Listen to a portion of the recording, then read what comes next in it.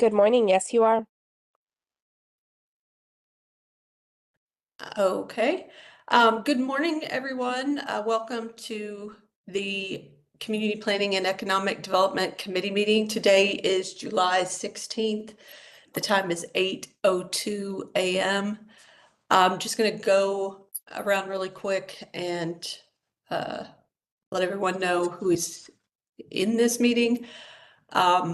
Myself, Tiffany McGinnis, our Deputy Mayor, Ben Winograd, Council Member Alberto Cortez, Councilor Barry Walters, our Town Manager Rick Ledwith, Greg Summer, Engineer, let's see, Dwayne Martin, and then Dallas Dodge. And then we have Karen Johnson and Thomas Reagan. Sorry, the names I have to, I believe that's everyone, isn't it? It is, yeah, thank you. Okay, so the first order of business is to approve the minutes. Can I have a motion to approve the minutes? So moved. Second. Okay. All in favor? Aye. Okay, minutes approved. And from here, we'll go right into item B, which is the draft ordinance concerning parking in the Isham and Memorial garages. Rick, are you going to lead us off on that? I will, yes. Thank you, Madam Chair. Good morning, everyone. Before we begin, just want to quickly introduce Karen Johnson from Brand Properties, who everybody knows.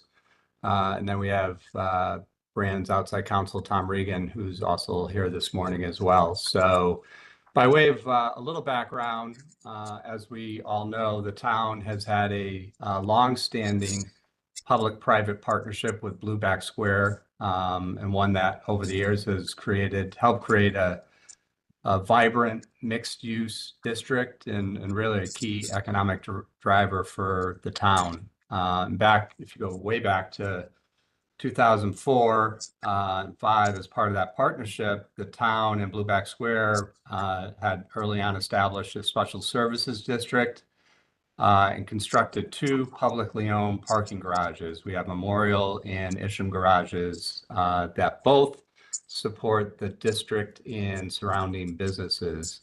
And these garages have been owned and operated by the town and made available to the public under terms that have contributed to the ongoing success of both Blueback Square, the center, and the town.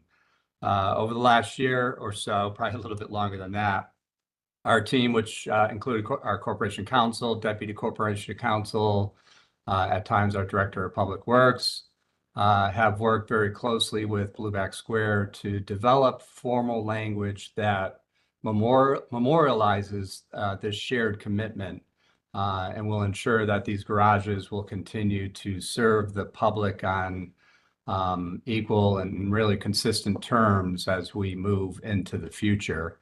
And with that said, through you, Madam Chair, I will turn things over to Karen Johnson, who can provide a little bit more history and really the goals and intent of the proposed draft ordinance that's before the council this morning.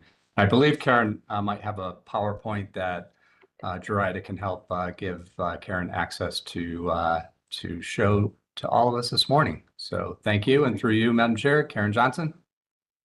Good morning, everyone. Thank you, Rick. That was an excellent overview of where we have been, frankly, in the last couple of years. So one of the things I just wanted to do this morning, in addition to acknowledging the effort that Rick and his team have made in order to get us to this point, is to give all of you a little bit of history. And obviously, as sitting members of the Special Services District, all town council members are fully aware of where we are with the SSD, the bond satisfaction this fall. And then, that whole process has led us to look to the future a little bit. And One of the concerns, and I do especially appreciate the input of Dallas and Gina in this effort.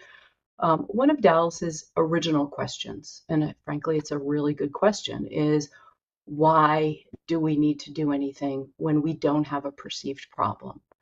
And that is something that I think on our end, as Blueback Capital Partners, as Brand Street Properties, as owners of Blueback Square since 2021, and really instrumental, frankly, in the complete turnaround of Blueback Square and that partnership with the town, is we wanted to take some of those initial commitments, goals, and frankly, I would also say benefits and responsibilities associated with both Memorial and Isham garages, and make sure that we're carrying that same intent through for the next 20 years. And so Rick gave a nice overview. For those of you that are not familiar with all of the history, and we're going back, 20 years, I just wanted to give you just some highlights. I mean, we could talk forever about this, but really I want to focus on what are some of those original shared responsibilities that the town of West Hartford and Blueback Square agreed upon 20 years ago. And the key driver of all of this was the creation of the Special Services District, which allowed for that tax levy, which essentially contributed to the bond repayment. Our contribution did not represent the entire repayment. Part of that was also revenues. And so our point all along has been, look, we've got a successful Blueback Square helps the town continue with these revenues. And we want to make sure that that parking facility, that asset continues to be available for our tenants, because that's integral to the success of Blueback Square. So just in case you're not familiar with the Blueback Square area, I know everyone in town hopefully patronizes it, but it's just an interesting reminder of, okay, this is the Crate and Barrel building, where we also have the restaurants on the South Main Street side, the Heritage plus our ground level retail. This is now Memorial Garage, our Rutherford building, primarily now office space with ground level retail, and then our Lexicon building, office, and then the residential at the lofts, and one small parcel that is actually a long-term ground lease with the town of West Hartford. And then, of course, the Isham garage and the municipal uses around it. What is important to note is that Whole Foods and the Delamar are not part of the Special Services District, even though the Delamar and other abutting property owners have been the beneficiary of long-term agreements with the Isham garages, and Memorial Garage. So again, master agreement entered into 20 years ago today, which outlined, and this is an important point to make because it's really helpful to go back and look at that legal interrelationship between the town of West Hartford and Blueback Square. And it takes the form of many things. In addition to the master agreement, it's stipulations and conveyance deeds, it's easements, it's reciprocal easement agreements in the garages through our nested parking areas, a long-term license agreement for the north parking lot, which is off of Raymond Road, and then again that long-term ground lease with Building E. And then, of course, we like to talk about how we have, in our opinion, transformed Blueback Square, and we sort of refer to it internally as 2.0, which is what have we done since our acquisition in 2021? Why does that make this parking arrangement so critical for everyone, frankly? As Blueback Square has regained that very important prominent position of the #1 commercial taxpayer in West Hartford, second only to Eversource, how have we done that in, frankly, 4 short years?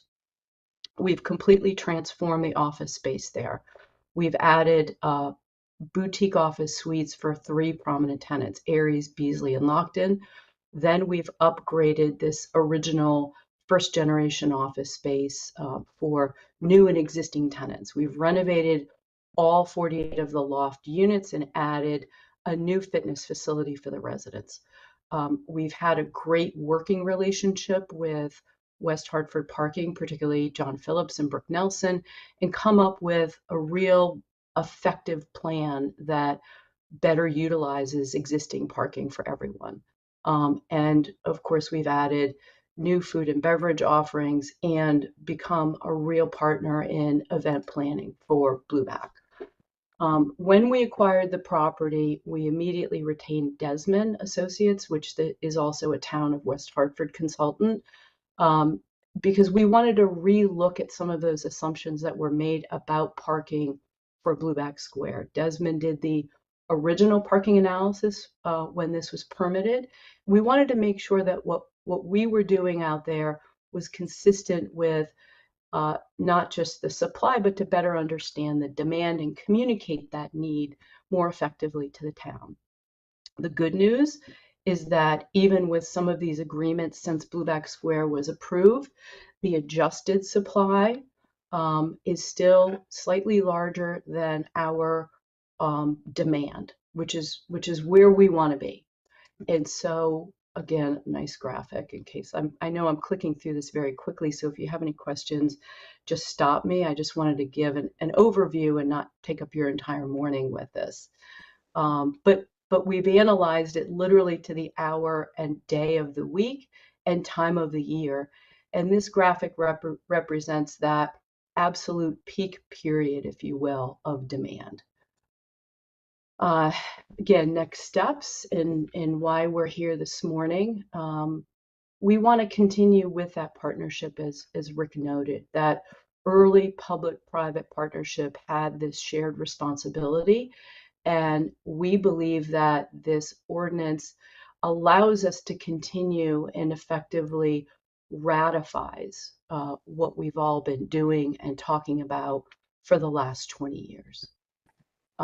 So to wrap up, we think that that's what this ordinance achieves after many, many hours and discussions about what the right mechanism is in a real cooperative effort with your corporation counsel, your assistant corporation counsel, and your town manager, countless hours. So we do really appreciate the effort and the thoughtful process that we've gone through. And we think that this ordinance really satisfies what we are seeking and does not take away from any of those important rights that the town needs for this asset going forward. And finally, why are we doing all of this? Convenient parking. It's so critical to the success of Blueback Square. It's critical to all of our tenants, office tenants, retail tenants, residents alike. And it's critical, we think, to the overall success of West Hartford Center. And that in turn is what we all want, which is a vital, healthy local economy. And we think in 4 short years, we've been able to contribute that back to West Hartford Center with our success at Blueback, and we want to continue with that. So that concludes our presentation. If you have any questions for either myself or our attorney, Tom Regan, we're here. Thanks, Karen. And back through you, Madam Chair. We have Dallas Dodge, our Corporation Counsel, is on the phone as well. And we are happy to take any questions from the committee.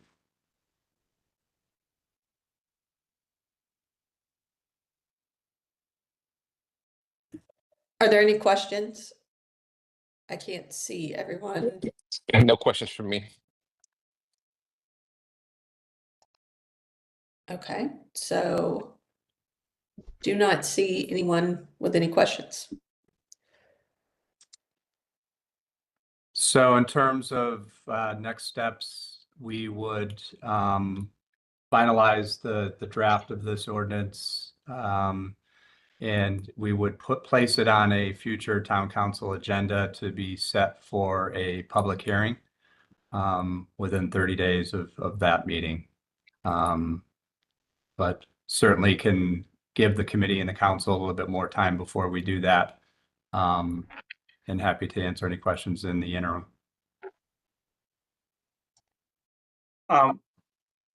Just one, I have a question now, but will we have an executive session at some point to talk to corp counsel? Since it seems to be, kind of a result of a negotiation.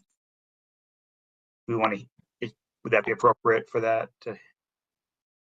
Yes, we could do that. Through you, Madam Chair, to Deputy Mayor Winograd's question, we can add an executive session to the next council meeting, if that works for everybody. Thank you. I think that's appropriate, and we can talk about it interim, but make sure it's available. Yeah.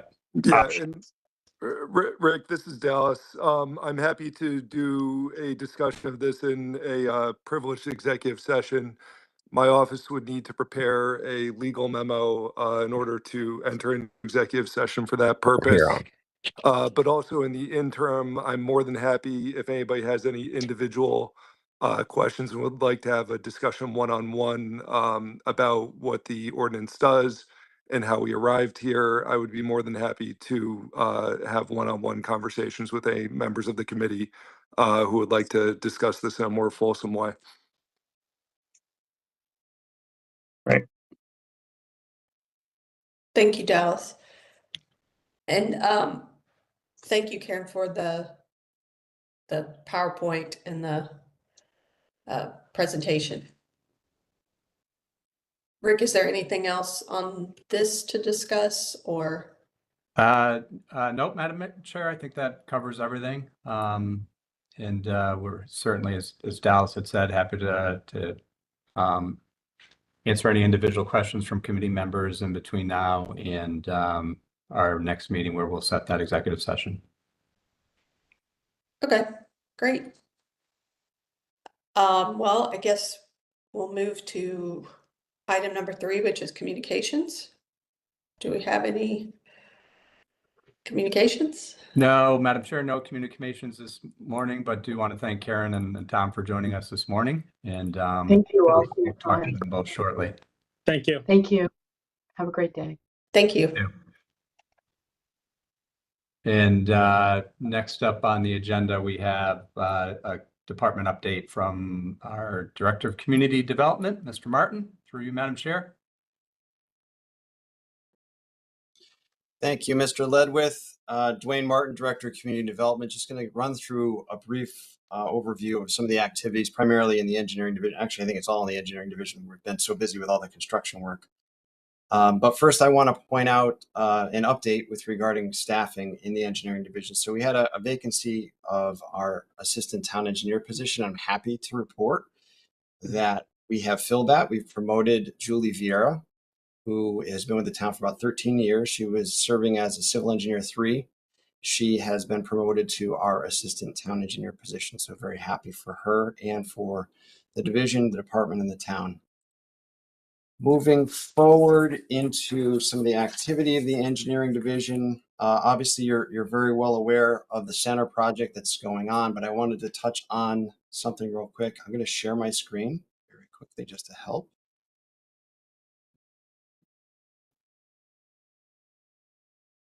Hopefully you can see that now. We can. So, okay, thank you. So this is a picture of in the up and down direction, LaSalle Road. So north being up on this picture and Farmington Avenue at the top. So if you go to the engineering, you go to the Town of West Hartford webpage, go to the engineering division webpage, there is a tile that you can click on for the center master plan project. And then if you click on schedule within there, it will open this up as a PDF. This document, the colored sections of it that you can see here represent the construction phases. So we're getting close to being about halfway done with the project on LaSalle, but there's still a lot left. So in the department report for this month, it indicates that the contractor has substantially completed phases 1A and 1B. Those are the blue areas on the screen here. So upper left and lower right, phases 1A and 1B. Of course, this is the sidewalk area that I'm talking about. They've done the curbing and into the sidewalks. The road work still needs to occur later on this year. There's also some elements of the sidewalk that are not done yet, but they'll do that collectively when the time is right. Trees, for example. So now they're transitioning after doing 1A and 1B to phases 2A and 2B. So those are shown in green. And most recently, you've seen some fencing put up along the sidewalk area, along the store frontages of 2A. So there's still access, of course, to the businesses, but there's a large section of that sidewalk for safety reasons that's been cordoned off. They'll continue through that, through those two areas. These are a little bit more complicated. There's a lot of storefronts. Some of these businesses only have access to the front, so we are working with them to make sure that patrons and deliveries, et cetera, can get to and from those businesses. So there's a description there. We're also coordinating with the developers, the construction team for the development off of Arapahoe, the Webster Bank site, behind some of the businesses on LaSalle. There's a driveway that comes out that accesses the bank, and we're doing work in that area. So we are coordinating with them for that work. The contractor is largely on schedule. Happy to report that. So we're doing well keeping up with that, and hope to finish LaSalle Road by the end of this construction season, certainly before Thanksgiving rolls around. And I should mention, you introduced Greg Summer, our town engineer. He is here in case you have any detailed questions that I am unable to answer. I'll pause there in case there are related to this project before moving on. Happy to answer any questions. Are there any questions from anyone? Deputy Mayor Winograd? Thank you. Just one quick, I'm sure a lot of people thinking about it. Saw the tree wells on the completed sections.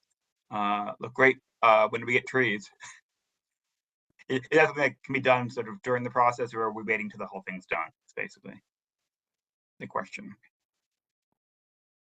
It's going to be done in 2 phases, and Greg, jump in if I say the wrong thing, but I believe the contractor is going to plant trees on LaSalle Road in the fall once the sidewalk and roadway work is accomplished. They will not touch any of the trees on Farmington Avenue until next year.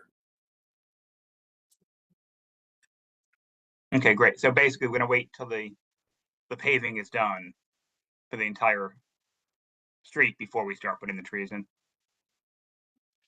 Correct. Yeah, it's obviously with the weather, this is not the ideal time to do it, but they would get in the way and possibly be damaged. So we certainly want to avoid that. The trees Gotcha. will probably be one of the last things we see on LaSalle Road.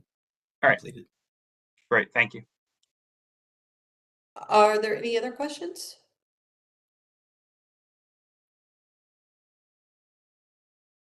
Okay, it does not appear that there are any other questions. I do appreciate this update because it's, nice to know if things are on schedule or what's going on.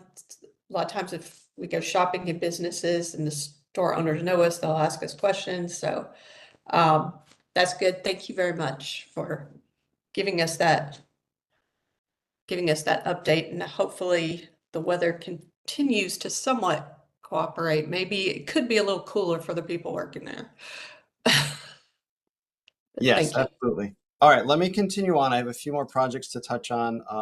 Obviously, I mentioned the construction. We're in the middle of our construction season. So we finished a good amount of paving. We are in the middle of a major reconstruction on King Philip Drive. And so this is our traditional neighborhood reconstruction project: granite curbing, concrete sidewalk work, concrete driveway aprons, refreshing the drainage as needed, eventually repaving the road. It will include a bicycle facility similar to what was done on King Philip Drive in the past. So you'll see an extension of that all the way up to Tumblebrook. And we are also incorporating a mini roundabout. This will be the first one in West Hartford. A mini roundabout at the intersection of Old Metal Road. This was born out of our Vision Zero program. So you'll see more of that soon. And then we are in the second round of our resurfacing program. We've completed the first round. Now we're in the second round. So there's a number of streets that were already milled, and the paving of those streets has started. I'll run through the list very quickly, but it is obviously on the report. Arnoldale Road from Boulevard to Park, Asylum Avenue from North Main Street to Fox Chase Lane and the cul-de-sac, Craigmore Road, Lyman Road, Mountain Road from Richmond to Still Road, Shady Lane, Wetton Road, and Whiting Lane. So a good number of streets there. There will be a third round of milling paving. We do 3 rounds each year. And those streets will be announced when we get closer. We don't like to publish the list too early in the event that some, for whatever reason, get removed. So more to come on that. That's typically in September is the third round of milling and paving. Moving on to Vision Zero, you've probably seen a lot of activity around town. This is a good thing as far as improving traffic safety for all over town. So we've completed a number of quick build projects, most notably on Quaker Lane South, Park Road, and Cedric Road. So these are in the form of pylons forming bump outs. We also have hardened center lines, pedestrian refuge areas, and there are more of these to come. So we're looking at upwards of 17 locations to come. And so we're going to continue this effort through the summer and try and get up to 17 of these done, quick builds done by the end of this year of similar nature. Most of them are bump outs, form of those pylons that you're seeing. We have also done some raised traffic calming, so in the form of speed humps and raised crosswalks. So you're seeing a number of those. There were speed humps installed on South Highland Street. I drove them yesterday, and they are very effective. Definitely changed the characteristics, at least as far as the traffic flow on that street, for the better. We have also done a number of raised crosswalks, and there are more to come. So we have another 6 what I'm calling raised traffic calming features planned to be done this year. There's a number of these locations that were completed where pavement markings were not completed. I just want to point that out. So Public Works is following around the paving crews and getting pavement markings done to make sure that people are aware of these and not surprised. It's also important to point out you're seeing a lot of activity all at once. That is just a matter of course in the sense that these have all been planned for quite some time. It's a big effort of the engineering division, big effort of Public Works, and others working together to coordinate and to handle outreach and coordination with the contractors. So the point in saying this is it's great, we're getting a lot done, but please don't expect this type of pace all the time. It just happened that way. Of course, we also work with the weather. So that's not to say that we aren't going to get done what we want to. We are going to continue with this effort, but it may not be as rapid as you're seeing right now. I'll pause there because I know that was a lot, and then I'll go on to our camera program. Were there any, excuse me, were there any questions on that segment of the report? No questions for me. Okay, I don't see any questions. Dwight? Okay, thank you. The last piece is a little bit more about our Vision Zero program. I just wanted to mention that we are making progress primarily on our speed cameras. We are still interested in red light running cameras, but that program is lagging behind a little bit. But we have a consultant on board for our speed camera program, which is VHB and VN engineers. It's a consulting team, and they have done a lot of data collection. They are starting to analyze locations throughout town. The data came from the engineering division and the police department. The police department is very aware and encouraged and supports this program. They've been very helpful. Our consultant has put together a screening process or methodology. So they're going to analyze all this data and then eventually come forward with a list of locations in priority recommendations to the town where to put speed cameras. It'll be segments of roadways. So these won't be at intersections. These will be segments of roadways. We are allowed to do up to 15 at a time. I don't know if we will. We'll see what the consultant recommends. So part of this process is to inform the public and you guys as well. So the first step is a public information meeting, which is scheduled for July 30th in the Town Hall Auditorium from 6 to 8 p.m. So that's an opportunity for the public to learn about the program, to learn about the screening methodology and understand where the program is going to go from a scheduling standpoint, how this will all unfold. We want to get feedback from the public. We want to hear their concerns, answer their questions. However, there will not be locations specifically recommended or discussed at the first public info meeting, which is just an information gathering, information providing session. There will be a second public information meeting scheduled on September 3rd. This one will also be 6 to 8 p.m., but it will be at the Sedgwick Middle School auditorium. The Town Hall auditorium was not available at the dates we were seeking. At that second public information meeting, that's where the consultant will provide the recommended list and get feedback from the community. From there, they will modify the list as needed and then bring it to you guys in this body to do the same thing, get feedback from you, modify the plan, accordingly before submitting it to the town council, full body for approval. And then once we get to that point, we'll submit it to the state, which is a necessary step to get approval. Also a reminder, this is all through a grant through the Federal Highway Administration. So we have hoops to jump through, as they say, for that program. So we're managing all of this all at once. Unfortunately, it does take a little while to go through all of that, but we are making good progress. I think that's all I wanted to say. So that concludes my report. I'm happy to answer any questions that you may have. Are there any questions from anyone? Okay, I don't see any questions on that either, John. So. Yes. Let's see. If Joanne is finished, do we have any future agenda items? No future agenda items? Okay, Rick, is there anything else at all that we need to cover? No, I think that covers everything. We appreciate everyone's time this morning on a July morning. So thank you so much. And much more to follow as always. Okay, so thank you. I'll make a motion to adjourn. So moved. Okay. And Ben, I'm sure will second it. And Yep. There we go. okay. Second. So you guys have a great rest of your day and try as best you can to stay cool, I guess. Yes. Thanks. Thanks. Take care, everyone.